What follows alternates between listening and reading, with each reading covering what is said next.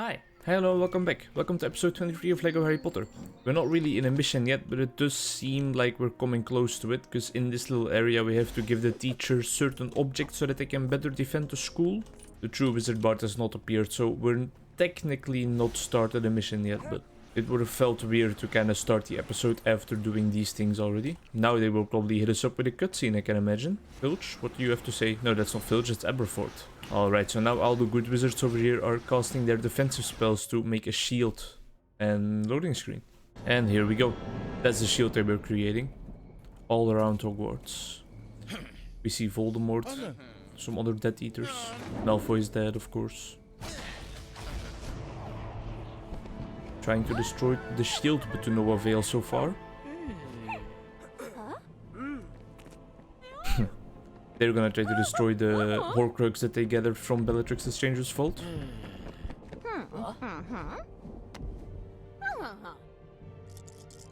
And Neville and Seamus are supposed to go blow up the bridge.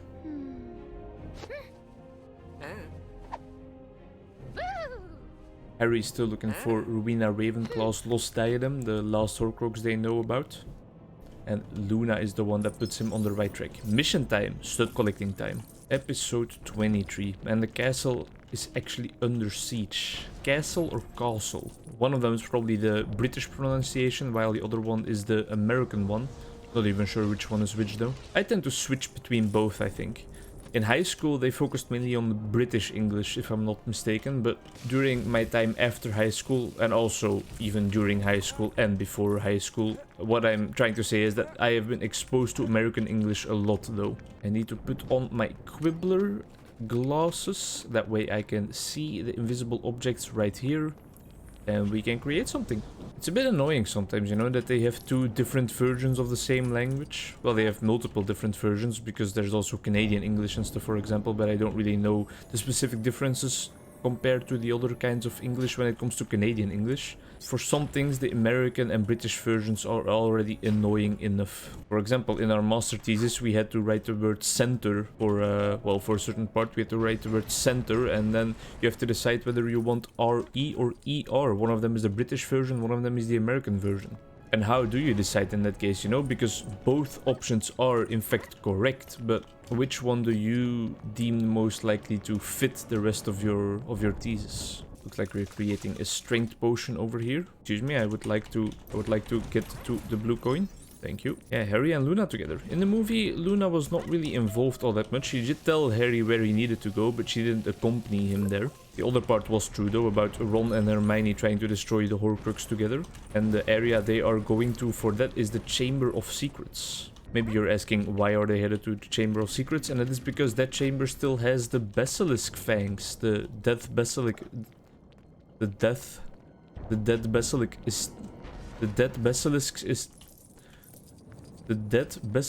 is still in the Chamber of Secrets on the ground, actually, so they can still rip one of his teeth out. And we know that that destroys Horcruxes, of course. Because that is the reason the Sword of Godric Gryffindor can destroy Horcruxes. Just because of the absorbed Basilisk Fang. Harry, do you still have your Quibbler glasses? No, you do not. Let's re-equip them, because I see that there are some objects up there that we can't see right now. What was hiding in the shadows here? Another armor set that is dancing. I believe we do have to use it, because it looks like, yeah, that's what I thought. He had an object for the potion in him. How are you guys doing? For me personally, it's been a weird weekend and a weird day today. Not gonna go into the specifics, but some personal family related stuff actually. And that situation that has been pretty weird is actually panning out as we speak, so it might be the case that I have to like stop recording for a second because of some things that are happening around me. I'm sorry for being all that fake, but first of all, I don't think you guys really need to know all the details, and second of all, I don't want to share all the details out of respect for the persons involved. You shouldn't worry though, everything's gonna be fine, of course, that's for sure. It's nothing life-threatening, it's nothing really health-related, but again, I'm just not gonna go into too much detail. Just know that we might have to pause the recording for a while, or maybe come back later or something, because there is some things going on in the family side of things. On the family side of things is probably a more correct way of saying that. Interesting little device here to pick up the goop. My mother would probably like one of these for cleaning up my bedroom. Moving along, there we go. that should be all of it. Oh, it's spewing out coins. We better get over there. And there she is, the ghost of Rowena Ravenclaw.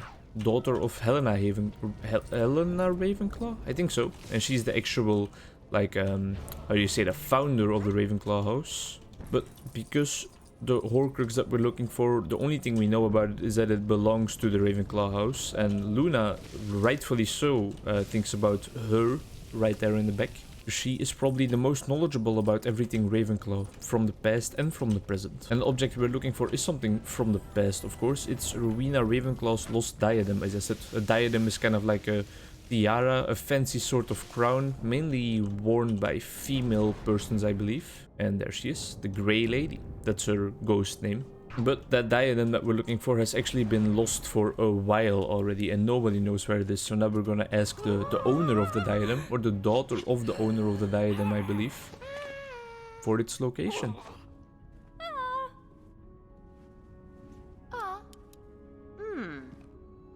Well, now that Luna's with him, it's gonna be a lot easier. In the movie, Harry had to convince her on his own, and she didn't really want to show him the location of the diadem because Voldemort also asked for it earlier with bad intentions. Damn, Harry, calm down, bro. Leave some ghost pussy for the rest of us.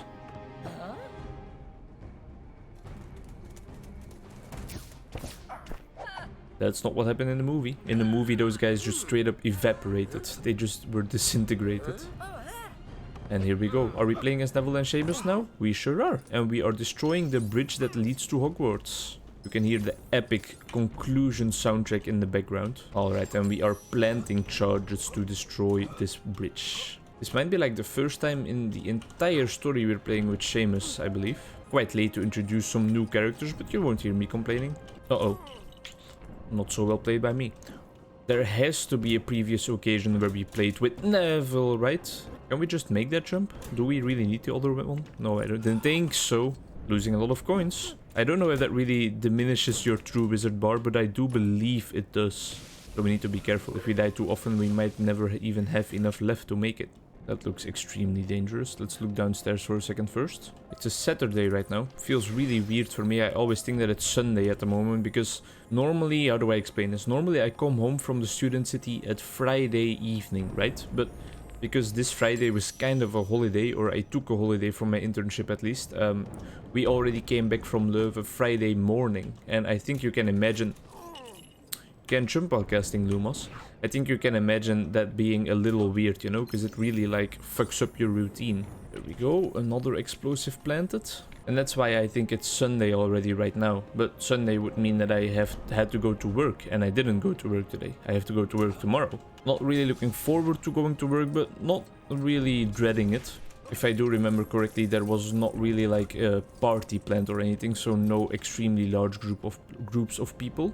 A filled up restaurant can still cause me some trouble while I'm doing the dishes, but most of the time it's the parties that really like just destroy my workflow. Although I must say the parties also have their benefits.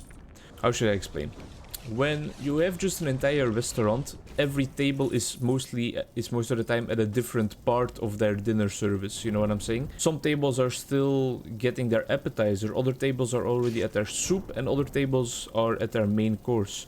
So at the dishes you get all these different kinds of plates and stuff back, plates and bowls, and that makes it hard to kind of plan out how you want to fill up your dishwashing machine, and also it makes it harder to put everything away again. Now this is the case in comparison to when there's a party, because when there's a party of a large group of people, everybody is at exactly the same course, of course, and well, all the plates and bowls that come back are of the same kind. That makes it a lot easier to plan how you want to fill up your machine, but it also makes it a lot easier to put everything away, because everything that you have to put away is at exactly the same spot. Can the frog dig? No, he's not large enough. Sad. We do need one more explosive for down there, but I don't really know where it is. Well, alright, so they're just giving us the True Wizard for free, I guess, at the end. But we are looking for one more explosive. We seem to have lost our partner in crime as well. I can't switch back anymore. We just need to like hit that spider maybe? Nope, no explosive drop down. The frog can't... Oh, Neville has his own shovel, of course.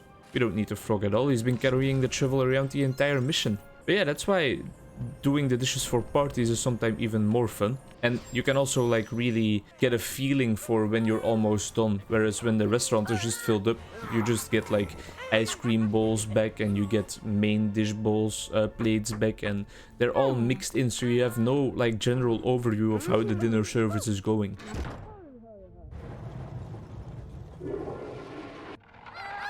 Chamber of Secrets. To the basilisk to try and get one of his teeth, as I explained earlier. Are we gonna have to play as them as well? Because I already have the True Wizard, so I don't really care for more mission, really. Well, it's speedrun time. I know, by the way, that I normally promised you guys to switch between Harry Potter episodes and other types of videos, but for now I didn't think it was too big of a deal, because I think you can realize that I am just like pushing through until the end, you know? We all know that this series is almost over, so I just want to finish it. That's why this weekend's probably gonna have 2 Lego Harry Potter episodes instead of a bit of more diverse content. Alright, putting the light over here will help us out. Oh, the bats push over the pieces that we need to construct the entrance for us. This entrance is gonna require somebody who knows how to speak Sizzle Tongue. I think that is the name, the language of snakes, but Ron knows it from learning it from Harry while he's sleeping. Just explaining the plot a bit for you, you know, if you still haven't seen the movies. Or read the books for that matter.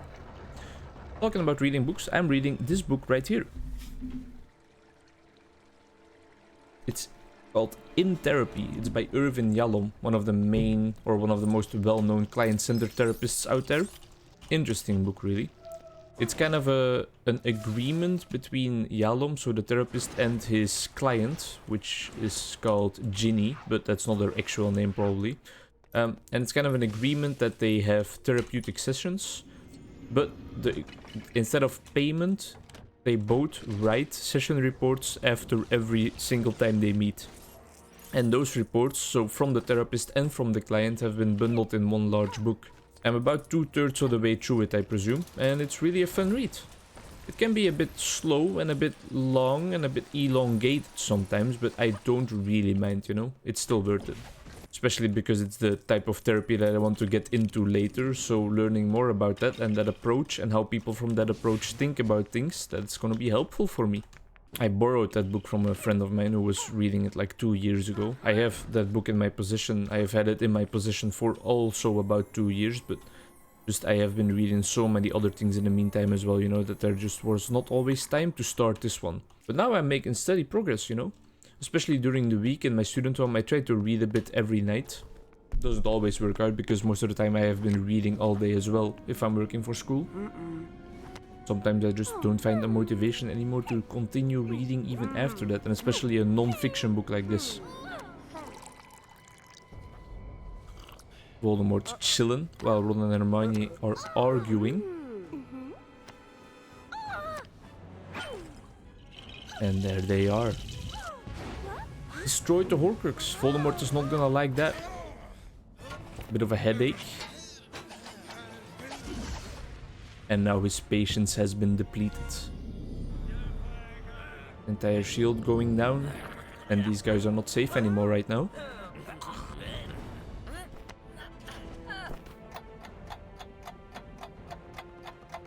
I feel like this cutscene is gonna be the end of the mission.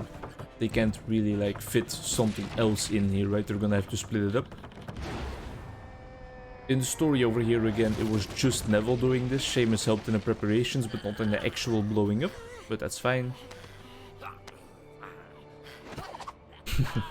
That's awesome. And they are finally declaring their love to each other. There we go. 2 more remaining. We know about one, but we don't know its location yet. Harry is still trying to figure that out. And there we are. Let's see if they hit us up with a cutscene. They do not. Alright, thanks a lot for watching. Hope to see you in the next one. Probably gonna be the last one or second to last one. No, it's gonna be the second to last one because we still have all of Snape's memories to go through. That's gonna be fun. Well, it's gonna be emotional. I wouldn't really call it fun. It's gonna be revealing. I remember seeing Snape's memories in the movie theaters and being like... So, that's gonna be a blast. Hope to see you then. Bye-bye.